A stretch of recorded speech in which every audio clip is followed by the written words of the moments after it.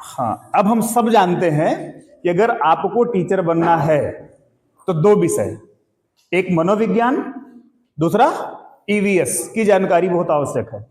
अगर मनोविज्ञान की भी बात करें, किसकी? मनोविज्ञान, क्योंकि मनोविज्ञान के अंतर्गत ही हम क्या पढ़ते हैं? बाल विकास।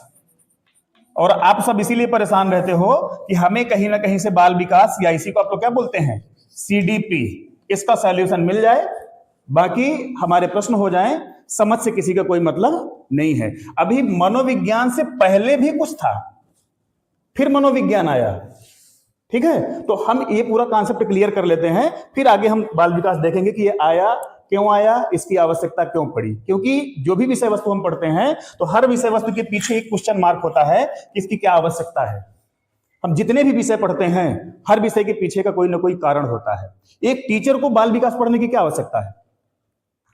क्योंकि उसको हमेशा किसके इर्द गिर्द घिरा रहना है? बच्चों के।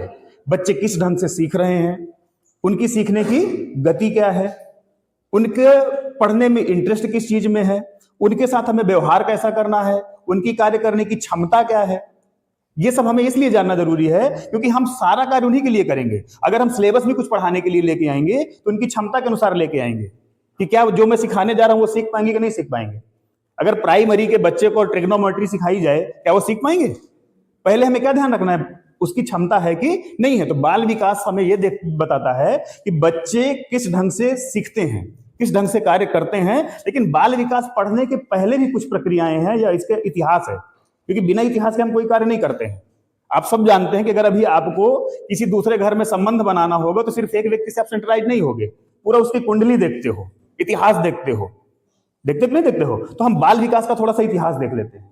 ठीक है, तो बात करें मनोविज्ञान से पहले भी एक विषय था जिसको हम लोग बोलते थे दर्शन। आप लोग अगर प्राचीन काल की शिक्षा देखें तो उसमें 2-3 विषय महत्वपूर्ण थे। एक गणित पढ़ना है, मैथमेटिक्स, दूसरा दर्शन, तीसरा मातृभाषा। हर जगह मिलेगा, बाकी उसके साथ जो भी हो। पहले दर्शन और जो मनोविज्ञान है ना, ये दर्शन शास्त्र का ही हिस्सा था लगभग 16वीं सदी में। कब? 16वीं सदी में क्या हुआ कि दर्शन शास्त्र से अलग होकर के मनोविज्ञान एक स्वतंत्र विचारधारा बन गई है। पहले दोनों एक साथ पढ़े जाते थे, दर्शन और मनोविज्ञान, क्योंकि वो जब प्राचीन शिक्षा को आप उठा के देखेंगे तो समय आपको खगोल विज्ञान, है ना, चिकित्सा शास्त्र, गणित, दर्शन, यही विषय हुआ करते थे। बाद में दर्शन से अलग होने के बाद क्या बना? मनोविज्ञान। ये मनोविज्ञान का भी सफर अगर हम देखेंगे तो अगर मनोविज्ञान को हम शाब्दिक अर्थ देखें इसका, कैसा शाब्दिक, किसको तोड़ेंगे तो मन से क्या बना? मनो और विज्ञान। तो क्या हुआ? मन का विज्ञान देखा जाता है। अगर साधारण शब्दों में देखें, किसी से भी पूछें कि मनोविज्ञान का अर्थ क्या होगा तो क्या बताएगा? मन का विज्ञान। लेकिन वास्तव में मन का, मनोविज्ञान का अर्थ मन का विज्ञान नहीं है। इसका भी बहुत लंबा सफर है। अब जैसे हम देखिए इसको कि मनोविज्ञान को अगर दूसरे शब्दों में हम इंग्लिश में देखेंगे तो क्या पढ़ते हैं? साइकोलॉजी। साइकोलॉजी बोलते हैं ना। अब साइकोलॉजी को भी देखेंगे तो ये शब्द भी यूनानी या इसी को क्या बोलते हैं? ग्रीक। इस भाषा का, यूनानी या ग्रीक भाषा के दो शब्द हैं। एक है साइकी, PSYCHE, और प्लस लोगस। लोगस इन दोनों शब्दों से मिलकर बना है एक मनोविज्ञान। इंग्लिश का जो फिलॉसफी शब्द है वो यूनानी के साइकी और लोगस दो शब्दों से मिलकर के बना है। साइकी को अगर देखेंगे तो इसका हिंदी अर्थ होता है जिसको हम लोग बोलते हैं आत्मा। क्या बोलते हैं? आत्मा। और लोगस का अर्थ होता है अध्ययन। क्या होता है? और इसी आत्मा को आज हम लोग क्या बोलते हैं? सोल बोलते हैं ना, SOUL, आत्मा। और अध्ययन को हम लोग क्या बोलते हैं? स्टडी। इस प्रकार से मनोविज्ञान का अर्थ क्या हुआ? आत्मा का अध्ययन। अब बात करें आत्मा क्या थी, क्योंकि मन का साइकोलॉजी ने क्या किया? यूनानी अर्थ से क्या निकला? आत्मा का अध्ययन।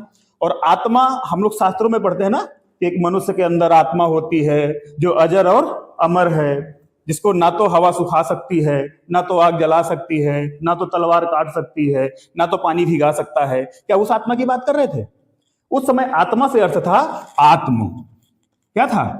आत्म। इसी को कहा सेल्फ या स्वयं, स्वयं का अध्ययन। अब क्या पता स्वयं का अध्ययन क्या है? कुछ लोगों ने इसमें आत्मा को वो वाली आत्मा भी जोड़ा जो शास्त्रों में बताई गई है, क्योंकि आत्मा का अध्ययन 16वीं शताब्दी से, जब सदी में साइकोलॉजी का अर्थ बना ना, तो आत्मा का अध्ययन क्या हुआ था? हटा दिया गया था, मान्यता नहीं मिली, लगभग 100 सालों तक चला। ठीक है, तो इसके सफर को हम लोग क्या करते हैं, एक बार देख लेते हैं।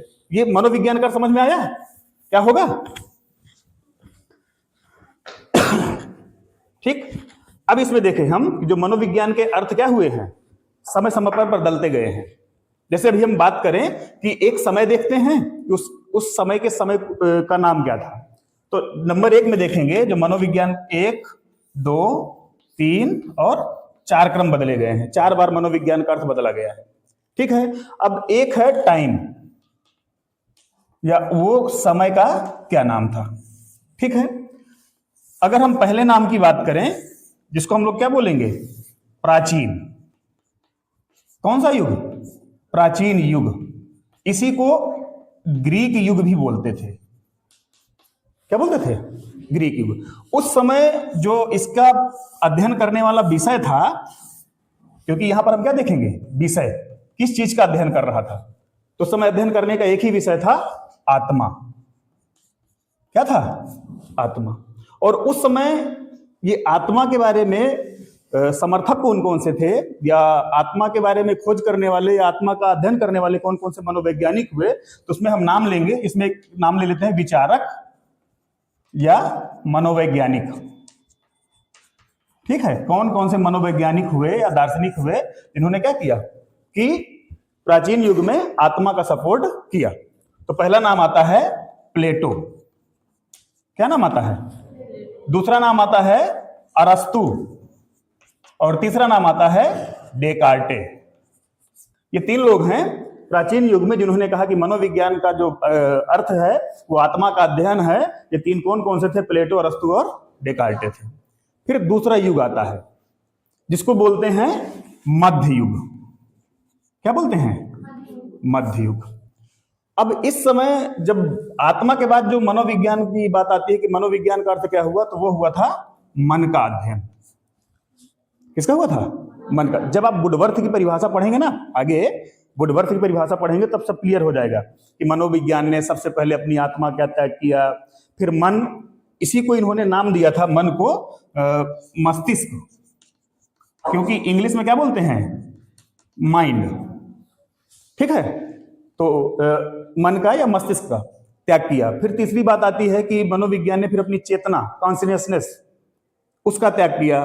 फिर चौथी बात आती है कि मनोविज्ञान को वर्तमान में व्यवहार के विज्ञान के रूप में जाना जाता है। ठीक, तो इसमें मध्य युग में मैंने जहां तक पढ़ा है तो मुझे विचारक या मनोवैज्ञानिकों के नाम नहीं मिले हैं। आप लोग भी खोजना, मैं भी खोजूंगा भी आगे कि कौन कौन से विचारक उस समय सपोर्ट में थे। तीसरा युग आता है जिसको लोग बोलते हैं कौन सा? आधुनिक युग। कौन सा बोलेंगे? आधुनिक युग। जिस समय मनोविज्ञान का जो विषय हुआ था वो हुआ था चेतना। चेतना को बोलते हैं कॉन्शियसनेस। चेतना भी अगर पढ़ेंगे ना, अब फ्राइड को पढ़ेंगे तो उन्होंने उसको क्या किया है? बांट दिया है, चेतन, अचेतन, अर्धचेतन। ठीक है, वो जब मनोविज्ञान पढ़ेंगे तो विस्तार से उसमें पढ़ेंगे, बस चेतना आपको समझना है, कॉन्शियसनेस। ठीक है, अब जब चेतना की बात करेंगे हम आगे चल के, तो इसके सपोर्टर कौन कौन हो जाएंगे। तो जैसे हम बात करें, एक थे विलियम जेम्स, दूसरे थे विलियम वुंड, तीसरे थे जेम्स सल्ली। 3 मनोवैज्ञानिकों को विस्तार से पढ़ा जाता है जिन्होंने सपोर्ट किया था कि मनोविज्ञान में किसका अध्ययन करते हैं? चेतना का अध्ययन करते हैं। चौथा जो युग आता है जिसको हम लोग नाम देते हैं समकालीन युग। क्या नाम देते हैं? समकालीन। जो अभी इस समय क्या है? चल रहा है, जिसका हम लोग अध्ययन कर रहे हैं, उसे क्या बोलेंगे? समकालीन युग। अब समकालीन युग में जो मनोविज्ञान का विषय है वो ना तो आत्मा है, ना तो मन है, ना तो चेतना है। ये क्या है? व्यवहार है। क्या है? व्यवहार है। और इसको मानने वाले जो मनोवैज्ञानिक है वो कौन कौन से हैं? तो सबसे पहले नाम आता है वाटसन। क्या नाम आता है? पूरा नाम था जेबी वाटसन। ठीक, अब इसके बाद ध्यान दो थोड़ा सा, कौन कौन से मनोवैज्ञानिकों का आप लोग प्रयोग पढ़ते हैं जो हर बार सीटेट में पूछा जाता है? जैसे थॉर्नडाइक, स्किनर पढ़ते हैं ना आप, ये सब क्या थे इसके? वाटसन, स्किनर, ये क्या है? थॉर्नडाइक, ये व्यवहारवाद के क्या हैं? समर्थक हैं कि व्यवहार के माध्यम किसी भी व्यक्ति का जो अध्ययन करेंगे वो क्या होगा? व्यवहार होगा। व्यक्ति का आत्मा का अध्ययन कर पाएंगे, इसलिए उसको कैंसिल कर दिया गया। आत्मा का अध्ययन करना संभव नहीं है, मन का अध्ययन करना संभव नहीं है, चेतना का अध्ययन करना संभव नहीं है, लेकिन व्यवहार का अध्ययन करना क्या है? संभव है। व्यवहार से तात्पर्य है कि हम जो कर रहे हैं, हम जो कर, सोचो कि मेरे मन में चल रहा है कि मुझे किसी को पीटना है, अब मेरे चेहरे पर मुस्कान दिख रही है, तो क्या आप देखकर बताओगे कि सर का पीटने का मन कर रहा है? क्योंकि मेरे व्यवहार से क्या दिख रहा है कि सर खुश हैं, लेकिन मन में क्या चल रहा है कि मुझे पीटना है। लेकिन मन कोई नहीं देख पा रहा है, मेरी आत्मा कोई नहीं देख पा रहा है, मेरी चेतना कोई नहीं देख पा रहा है, लेकिन मेरे चेहरे पर जो झलक दिख रही है कि सर क्या कर रहे हैं? खुश हैं। इस आप लोग जब अपने घरों में, एक छोटा सा एग्जांपल आप समझो कि जब आप लोग अपने घरों से स्कूल के लिए निकलते हैं तो आप अपने माता पिता के चेहरों को देख करके समझ जाते हैं कि आज ऑटो के किराया का भाड़ा मांगना है कि नहीं मांगना। ये व्यवहार है। भले ही वो खुश हैं कि नाराज हैं, उनके मन में क्या चल रहा है आपसे मतलब नहीं है, उनके चेहरे का एक झलक से ही आपको पता चल जाता है कि कब कौन सी डिमांड रखनी है। ये व्यवहार का विज्ञान है। तो इसको हम लोग क्या कर सकते हैं? देख सकते हैं, इसको माप सकते हैं। अब जैसे मान लो कि मैं कहूं कि मुझे गाना गाना आता है, कितने लोग मान लेंगे? कम। आप मानेंगे कब? जब मैं सुना दूंगा। तो व्यवहार क्या हुआ? जो मैं कर रहा हूं वो मेरा क्या है? व्यवहार है। तो वर्तमान में जो मनोविज्ञान का अर्थ है वो क्या है? व्यवहार का विज्ञान। अब बात करें, क्या इस व्यवहार को माप सकते हैं कि नहीं माप सकते हैं? कैसे बोलेंगे कि व्यवहार में परिवर्तन हुआ कि नहीं हुआ है? व्यवहार को मापा जा सकता है कि नहीं मापा जा सकता है? अभी इसी में से अगर मैं एक प्रश्न और पूछूं, हम लोग मनोविज्ञान को साथ में पढ़ते हैं, जिसको बोलते, एक शब्द और बोलते हैं जिसको बोलते हैं शिक्षा। क्योंकि कहीं ना कहीं मनोविज्ञान फिर क्या हुआ है? शिक्षा मनोविज्ञान हुआ है। शिक्षा मनोविज्ञान का फिर एक हिस्सा है चाइल्ड डेवलपमेंट, बाल विकास। पहले दर्शन, फिर मनोविज्ञान, फिर शिक्षा मनोविज्ञान, फिर बाल विकास। ये स्टेप बनते चले आएंगे। तो अगर शिक्षा की बात करें हम, तो शिक्षा को तो आप लोगों ने पढ़ रखा है विस्तार से ना, कि शिक्षा संस्कृत भाषा के शिक्ष धातु में अप्रत्यय लगाने से बनी है, जिसका अर्थ होता है सीखना या सिखाना। दूसरी परिभाषा, शिक्षा संस्कृत भाषा के जो एक विद्या, विद धातु में अप्रत्यय लगाने से बना है, जिसका अर्थ क्या होता है? जानना। तीसरा आप लोगों ने जो सबसे महत्वपूर्ण, अंग्रेजी में एजुकेशन, लैटिन भाषा का एडुकेटम, पढ़े हो कि नहीं पढ़े हो? इसी में अगर आप लोग कुछ दार्शनिकों को पढ़े होंगे, महात्मा गांधी, शिक्षा से मेरा अभिप्राय बालक के शरीर, मन और आत्मा का विकास करना है। पढ़े हो कि नहीं पढ़े हो? तो शिक्षा निरंतर चलने वाली प्रक्रिया है। शिक्षा, अब इसको कई रूपों में देखते हैं। निरंतर चलने वाली प्रक्रिया है तो कौन सी शिक्षा होगी? औपचारिक, अनौपचारिक, गैर औपचारिक? शिक्षा निरंतर चलने वाली प्रक्रिया है। अनौपचारिक, औपचारिक में एक चहारदीवारी चाहिए, एक लिमिट चाहिए। आप लोग ये जरूर ध्यान रखो, जहां पर बाउंड्री है। अगर आपको टीचर बनना है बिहार सरकार का, तो आपके पास डीएलएड होना है। अब डीएलएड में अपने टीचर बनने के लिए आपके पास कौन कौन सी स्किल हैं? अगर डीएलएड में आप क्वालिफाइड हैं, पास हैं, आप टीचर बन जाएंगे, भले ही आपको ब्लैक बोर्ड पर लिखना है चाहे नहीं है। एक औपचारिकता है कि आपके पास क्या है? डीएलएड की डिग्री है। ये औपचारिकता है, ठीक है। तो अब इसमें थोड़ा सा हम देखेंगे शिक्षा। अब शिक्षा का वास्तविक अर्थ क्या है? किसे कहेंगे शिक्षा? अगर हम शिक्षा के अर्थ की बात करें, ये समझ में आ गया ना? ये सारणी आप लोग बना भी लेना, ठीक है। हम लोगों ने मनोविज्ञान जाना और थोड़ा सा जान लेते हैं शिक्षा। क्या जानेंगे? शिक्षा। अगर इसके शिक्षा का काम क्या है, शिक्षा का अर्थ क्या है?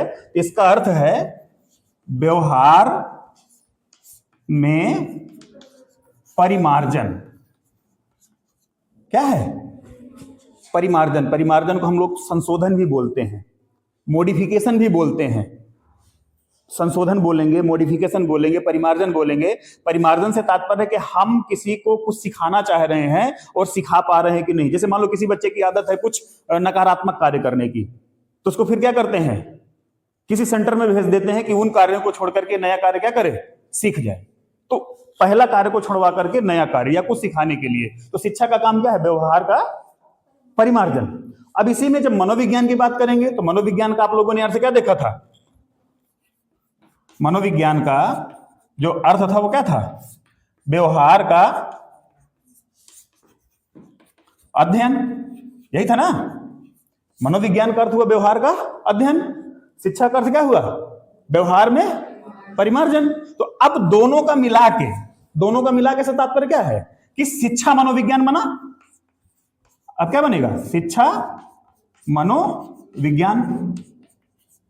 भाई एक मनोविज्ञान हमने एक बार पढ़ा और एक बार क्या पढ़ा? शिक्षा पढ़ा। अब दोनों को हमें क्या करना है? एक साथ मिलाकर के पढ़ना है। तो इन दोनों का अर्थ फिर बदल जाएगा ना।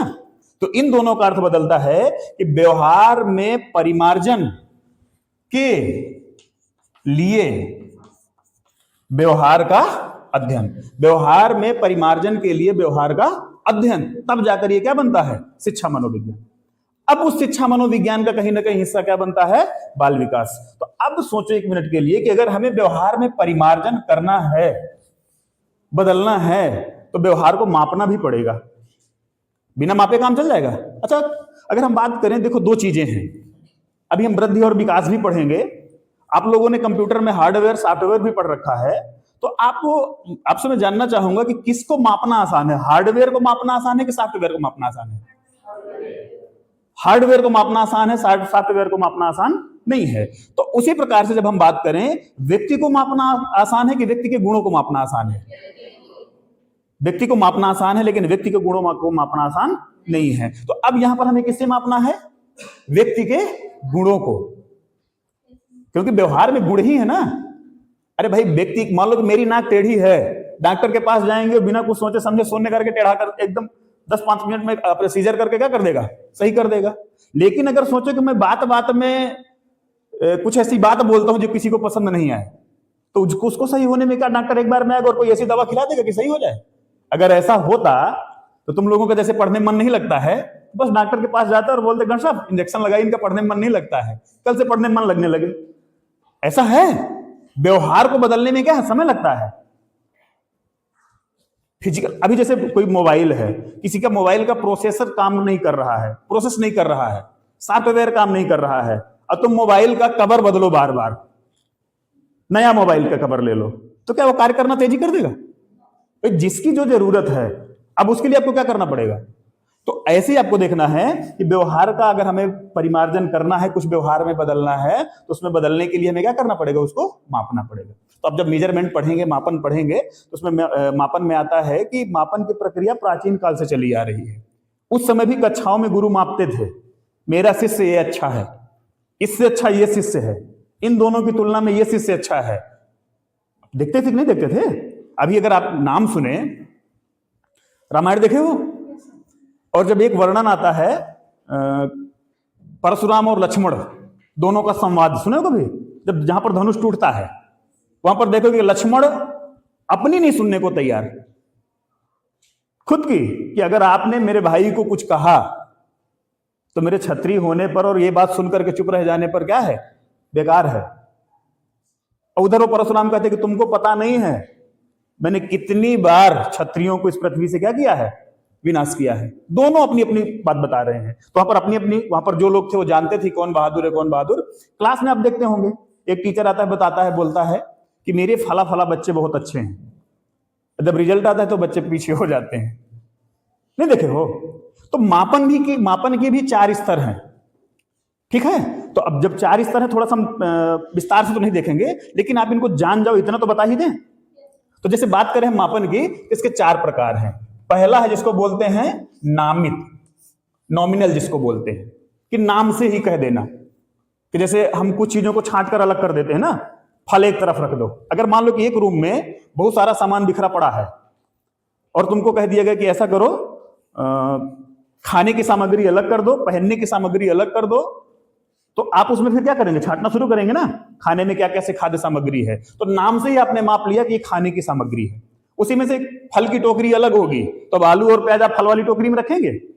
आप मापन शुरू करेंगे कि फल कौन से हैं, सब्जी कौन सी है, ये नाम से ही सिर्फ। दूसरा आता है क्रमित। क्या आता है? क्रमित, नंबर जिसको बोलते हैं, क्रम से, पहले कौन, उसके बाद कौन, उसके बाद कौन। जैसे अभी हम कहें कोई भी काम करने के लिए पहले ये होगा कि ये होगा, क्रम से करें। पहले एक सीखेंगे कि दो सीखेंगे कि तीन सीखेंगे, मापना शुरू करेंगे।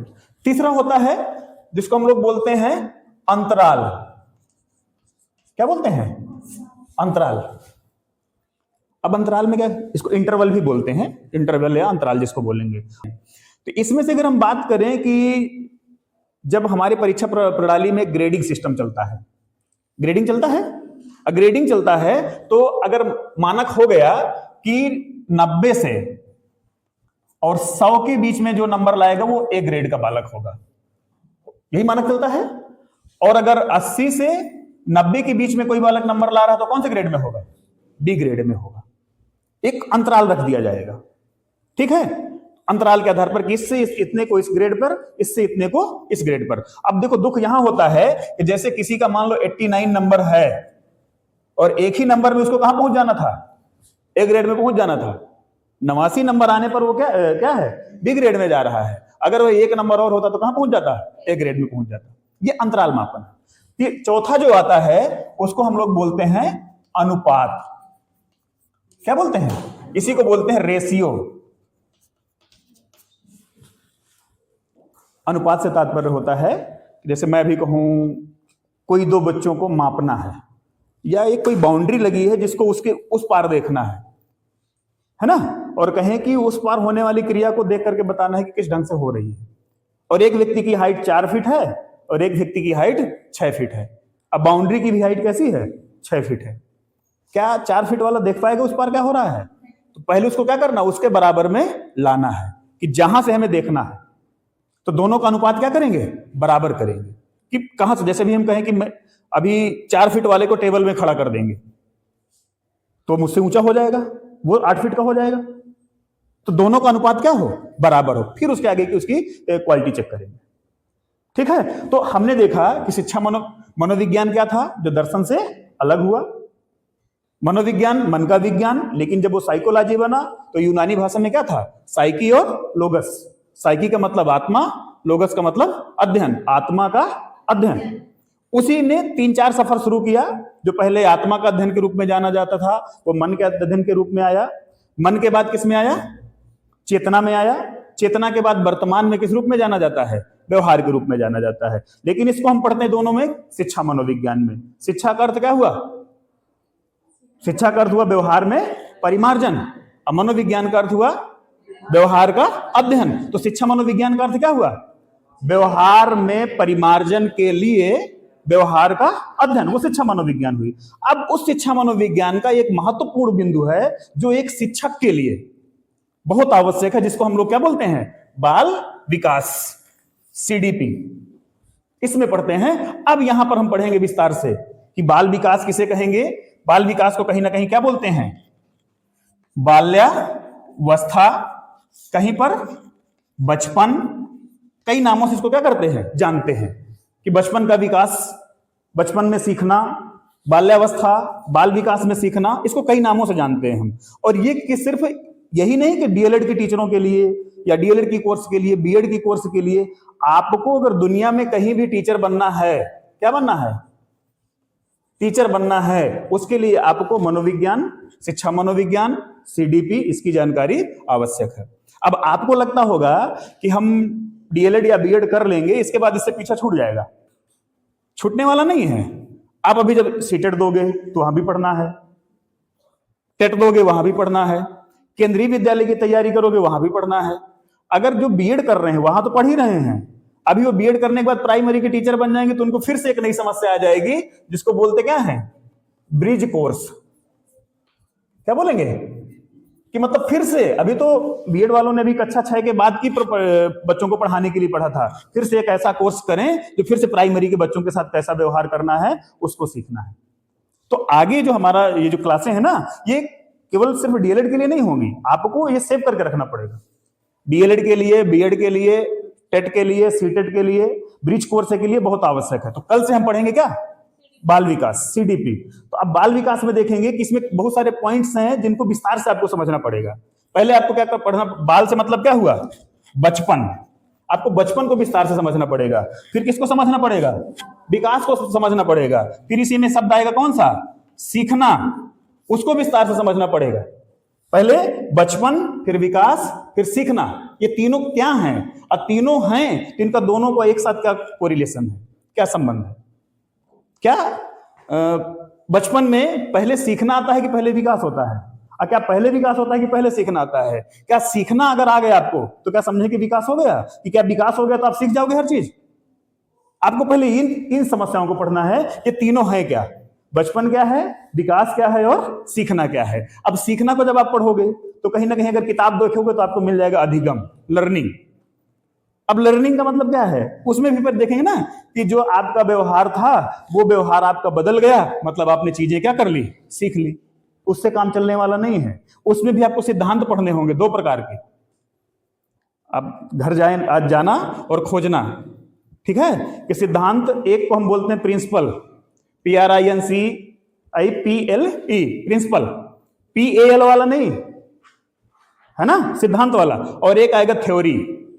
थ्योरी का मतलब भी सिद्धांत है, और प्रिंसिपल का मतलब भी क्या है, सिद्धांत है। और दोनों को हम कहां पर देखेंगे, सीखने में। अब समझ में आ रहा है ना कि जो विकास के सिद्धांत क्या हैं, इन विकास के सिद्धांतों में हम देखेंगे कि सीखने में कि जो एक प्रिंसिपल है और एक थ्योरी है, और दोनों के सिद्धांत में क्या अंतर है। इसके लिए नेक्स्ट क्लास में कल पढ़ेंगे, ठीक है।